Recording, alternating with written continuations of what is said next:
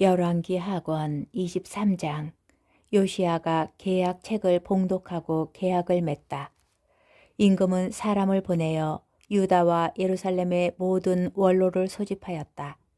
임금은 모든 유다 사람과 예루살렘의 모든 주민, 사제들과 애언자들, 낮은 자에서 높은 자에 이르기까지 모든 백성을 데리고 주님의 집으로 올라가 주님의 집에서 발견된 계약 책의 모든 말씀을 큰 소리로 읽어 그들에게 들려주었다.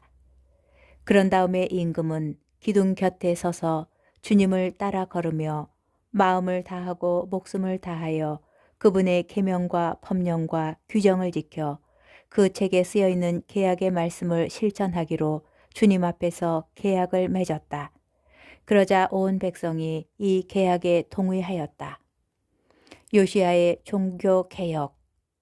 임금은 힐키야 대사제와 두 번째 서열의 사제들과 문지기들에게 명령하여 주님의 성전에서 바알과 아세라와 하늘의 모든 군대를 위하여 만들어 놓은 기물들을 모조리 끌어내게 하였다.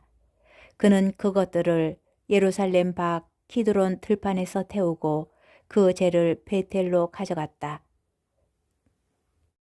그는 또 유다 임금들이 유다 성읍들과 예루살렘 둘레에 있는 산당들에서 분향하도록 내세운 우상 숭배 사제들을 내쫓았다. 또한 바알과 해와 달과 별자리들과 하늘의 모든 군대에게 분향하던 자들도 내쫓았다. 그리고 아세라 목상을 주님의 집에서 예루살렘 밖 키드론 골짜기로 끌어내다가 그것을 키드론 골짜기에서 태우고 가루로 만든 다음 서민 공동 묘지에 뿌렸다. 임금은 또 주님의 집에 있던 신전 남창들의 집들을 허물어 버렸다. 그곳은 여자들이 아세라 숭배에 쓰는 천을 짜던 집들이었다. 그는 유다 성읍들에서 모든 사제를 불러들이고 게바에서 부에르세바에 이르기까지 그 사제들이 향을 피우던 산당들을 부정한 곳으로 만들었다. 성읍 대문을 들어서면서 왼쪽으로 여호수아 성주의 문이 있었는데 그 문 어귀에 세워진 대문 산당들도 허물어 버렸다. 산당의 사제들은 예루살렘에 있는 주님의 제단에 올라가지 못하였지만 자기 동료들과 함께 누룩 없는 빵은 먹었다.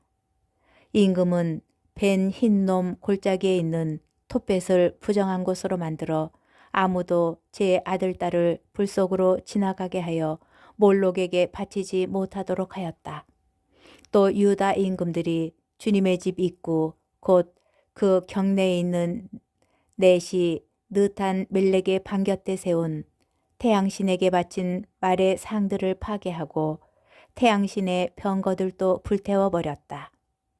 임금은 유다 임금들이 아지의 옥상방 지붕 위에 세운 제단들과 므낫세가 주님의 집 두 뜰에 세운 제단들을 허물고 부순 다음 그 가루를 키드론 골짜기에 뿌렸다. 또 임금은 이스라엘 임금 솔로몬이 시돈 사람들의 혐오스러운 우상 아스타롯, 모압의 혐오스러운 우상 크모스, 그리고 암몬인들의 역겨운 우상 밀콤을 모시려고 예루살렘 동쪽 멸망의 산 남쪽에 세운 산당들을 부정한 곳으로 만들었다.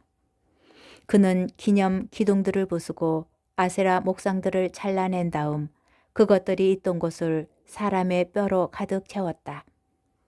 베텔에 있는 제단과 이스라엘을 죄짓게 한 느바세 아들 예로보암이 만든 산당, 임금은 이 제단과 산당도 허물었다. 그는 산당을 태워 가루로 만들고 아세라 목상도 태워버렸다. 요시야는 얼굴을 돌려 산 위에 무덤들이 있는 것을 보고 사람을 보내어 무덤 속에서 뼈를 가져오게 하였다. 그러고는 그것을 제단 위에 놓고 태워 그 제단을 부정한 곳으로 만들었다. 그리하여 일찍이 하느님의 사람이 이 일을 두고 선언한 주님의 말씀대로 되었다. 그때 요시야가 저기 보이는 기념 기둥은 무엇이요? 하고 물으니 성읍 사람들이 그에게 대답하였다. 유다에서 온 하느님의 사람의 무덤입니다. 그분은 임금님께서 베텔의 제단에 하신 이 일을 예고하신 분이십니다. 그러자 임금이 말하였다. 그분은 그대로 두시오. 아무도 그분의 뼈를 옮기지 마시오. 그래서 그들은 그의 뼈를 사마리아에서 온 예언자의 뼈와 함께 그대로 두었다. 요시아는 또한 이스라엘 임금들이 사마리아 성읍들에 만들어 놓아 주님의 분노를 돋운 모든 산당을 베텔에서 한 곳과 똑같이 없앴다. 그는 그곳 산당들의 사제들을 모두 제단 위에서 죽이고 그들 위에 사람의 뼈를 얹어 태운 다음 예루살렘으로 돌아갔다. 요시아가 파수카 축제를 지내다 임금이 온 백성에게 명령을 내렸다. 이 계약책에 쓰여 있는 대로 주 여러분의 하느님을 위하여 파수카 축제를 지내십시오. 이스라엘을 다스리던 판관들의 시대부터 시작하여 이스라엘 임금들과 유다 임금들의 시대 내내 파스카 축제를 그렇게 지낸 적이 없었다. 요시아 임금 제18년에 이르러서야 예루살렘에서 그렇게 주님을 위하여 파스카 축제를 지내게 되었다. 요시아의 나머지 개혁. 요시아는 또 유다 땅과 예루살렘에서 눈에 뜨이는 대로 점쟁이와 영매와 수호신들과 우상들과 온갖 혐오스러운 것들을 치워버렸다. 이렇게 하여 요시아는 힐키야 사제가 주님의 집에서 발견한 책에 쓰여 있는 율법의 말씀을 실현시켰다. 요시아처럼 모세의 모든 율법에 따라 마음을 다하고 목숨을 다하고 힘을 다하여 주님께 돌아온 임금은 그 앞에도 없었고 그 뒤에도 다시 나오지 않았다. 그러나 므낫세가 주님의 분노를 몹시 돋우었기 때문에 주님께서는 유다를 거슬러 타오르는 커다란 분노의 열기를 거두지 않으셨다. 그래서 주님께서는 이렇게 선언하셨다. 나는 이스라엘을 물리친 것처럼 유다도 내 앞에서 물리치겠다. 내가 선택한 이 도성 예루살렘도 나의 이름이 여기에 있으리라고 말한 이 집도 내버리겠다. 요시아가 죽다. 요시아의 나머지 행적과 그가 한 모든 일은 유다 임금들의 실록에 쓰여 있지 않은가. 요시아 시대에 이집트 임금 파라오 느코가 아시리아 임금을 도우려고 유프라테스 강을 향하여 올라갔다. 요시아 임금이 그와 맞서 싸우러 나가자 파라오 느코는 무기또에서 요시아를 보고 그를 죽여버렸다. 신하들은 죽은 요시아를 병거에 실어 무기또에서 예루살렘으로 옮겨와서 그의 무덤에 묻었다. 그 뒤에 나라 백성이 요시아의 아들 여호아하즈를 데려다가 기름을 붓고 그의 아버지 딜을 이어 임금으로 세웠다. 여호아하즈의 유다 통치. 여호아하즈는 23살에 임금이 되어 예루살렘에서 석 달 동안 다스렸다. 그의 어머니 이름은 하무탈인데 리브나 출신 에레미야의 딸이었다. 그는 자기 조상들이 하던 그대로 주님의 눈에 거슬리는 악한 짓을 저질렀다. 파라오 느코가 하마 지방 리블라에서 그를 잡아 가두어 예루살렘에서 다스리지 못하게 하고 그 나라에 은 100탈렌트와 금 1탈렌트를 배상금으로 바치게 하였다. 그러고 나서 파라오 느코는 요시아의 아들 엘야킴을 아버지 요시아의 뒤를 이어 임금으로 세우고 그의 이름을 여호야킴으로 바꾸게 하였다. 그런 다음에 여호아하즈를 끌고 갔다. 여호아하즈는 이집트에 들어가 그곳에서 죽었다. 여호야킴의 유다 통치. 여호야킴은 파라오 느코에게 은과 금을 내주었는데 파라오가 명령한 돈을 바치기 위하여 나라에 먼저 세금을 부과해야만 하였다. 그는 파라오에게 은과 금을 내주려고 나라 백성에게서 각자의 형편에 따라 부과된 금액을 거두어 드렸다. 여호야킴은 25살에 임금이 되어 예루살렘에서 11해 동안 다스렸다. 그의 어머니 이름은 즈비다인데 루마 출신 푸다야의 딸이었다.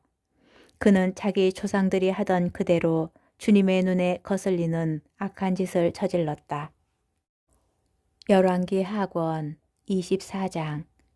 여호야김 시대에 바빌론 임금 느부갓네자르가 쳐올라와서 여호야김은 세 해 동안 그의 신하가 되었다.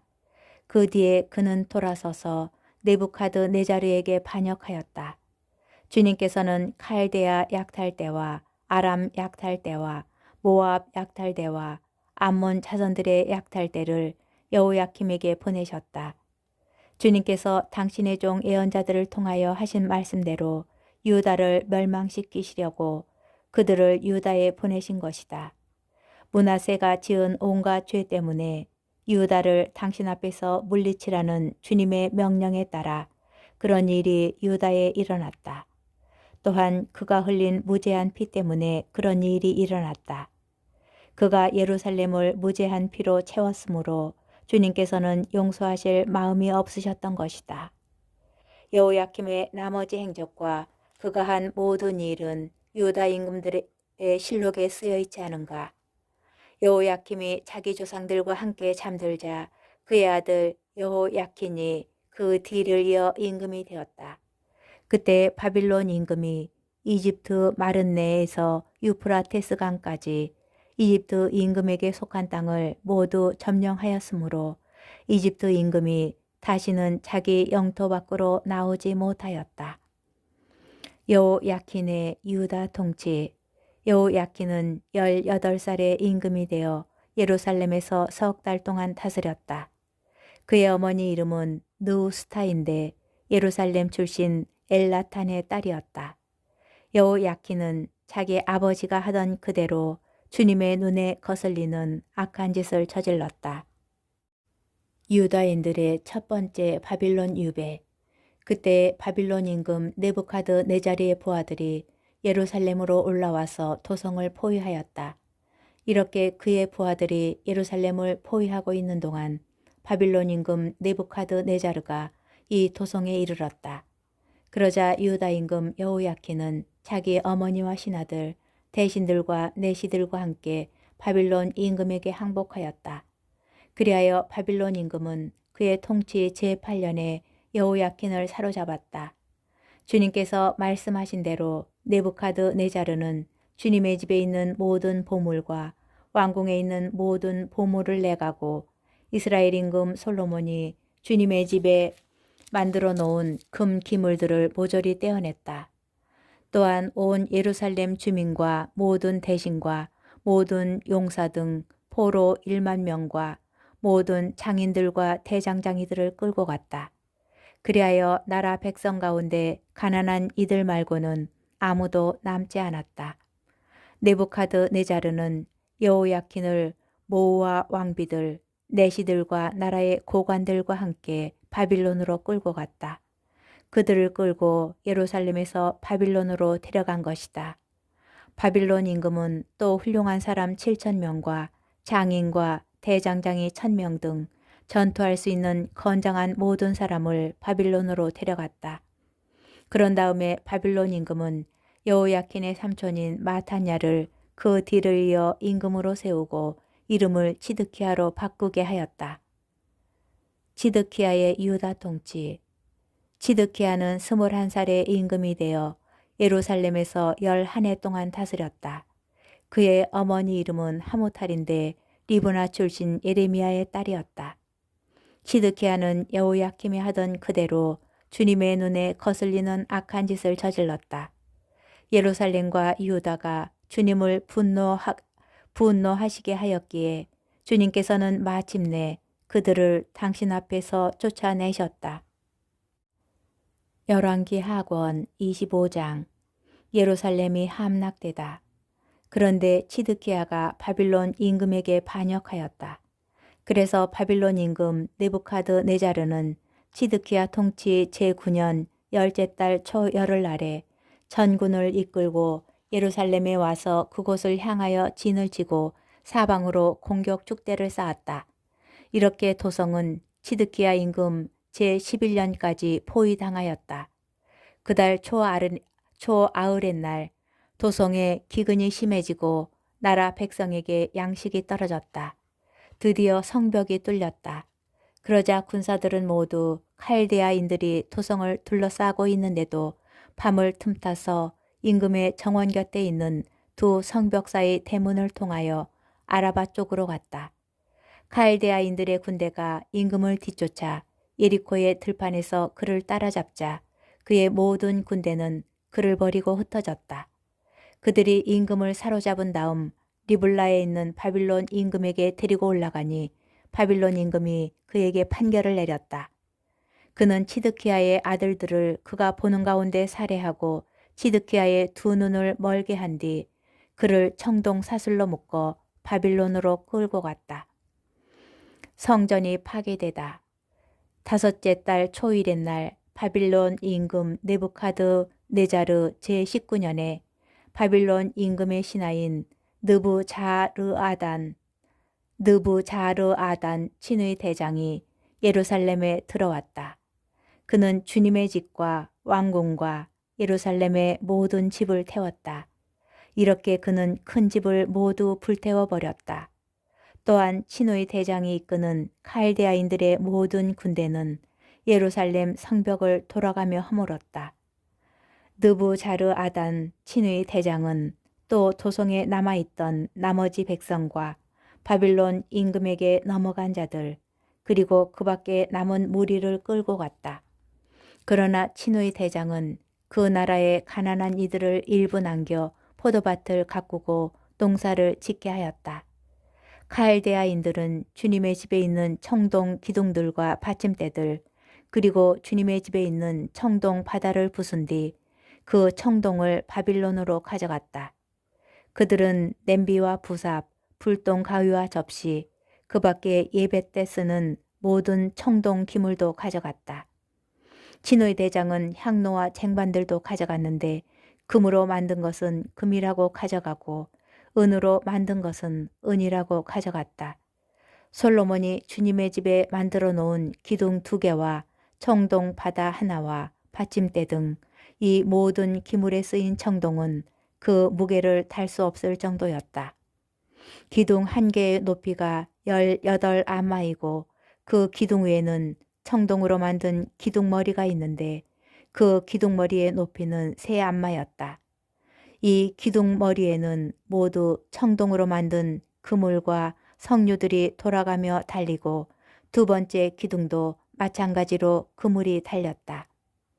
친의 대장은 스라야 수석사제, 두 번째 서열의 스바니아 사제, 그리고 성전 문지기 셋을 체포하였다. 또한 군사 지휘관인 넷이 하나도 도성에서 체포하였다. 이 밖에도 도성에서 발견된 임금의 측근 5과 나라 백성을 징집하는 군부 대신 서기관과 도성에서 발견된 나라 백성 60명도 체포하였다. 느부자르아단 친위 대장은 그들을 체포하여 리블라에 있는 바빌론 임금에게 끌고 갔다. 바빌론 임금은 하마 땅 리블라에서 그들을 쳐 죽였다. 이렇게 유다 백성은 고향을 떠나 유배를 갔다. 네부카드네자르가 그다리아를 유다 총독으로 임명하다. 바빌론 임금 네부카드네자르는 사판의 손자이며 아이캄의 아들인 그다리아를 자기가 유다 땅에 남긴 나머지 백성의 총독으로 임명하였다. 바빌론 임금이 그다리아를 총독으로 임명하였다는 소식을 군대의 모든 장수와 그 부하들이 들었다. 그래서 그들 곧 느타냐의 아들 이스마엘, 카레아의 아들 요하난, 느토파 사람 탄후мет의 아들 스라야, 마아카 사람의 아들 아자냐와 그 부하들은 미츠파에 있는 그다리아에게 갔다. 그다리아는 그들과 그 부하들에게 맹세하며 말하였다. 칼데아 관리들을 두려워하지 말고 이 땅에 살면서 바빌론 임금을 섬기시오. 그러면 그대들에게 좋을 것이요. 그러나 일곱째 달에 왕족 출신 엘리사마의 손자이며 느타냐의 아들인 이스마엘이 부하 10명과 함께 찾아와서 그다리아를 쳐 죽이고 그와 함께 미츠파에 있던 유다 사람들과 칼데아 사람들도 죽였다.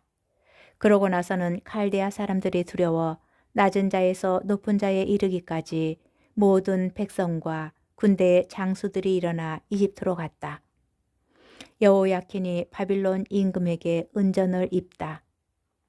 유다 임금 여호야킨의 유배살이 제37년 12째 달 21의 날이었다. 바빌론 임금 에윌 무로닥은 자기가 임금이 된 그 해에 유다 임금 여호야킨을 감옥에서 풀어주었다.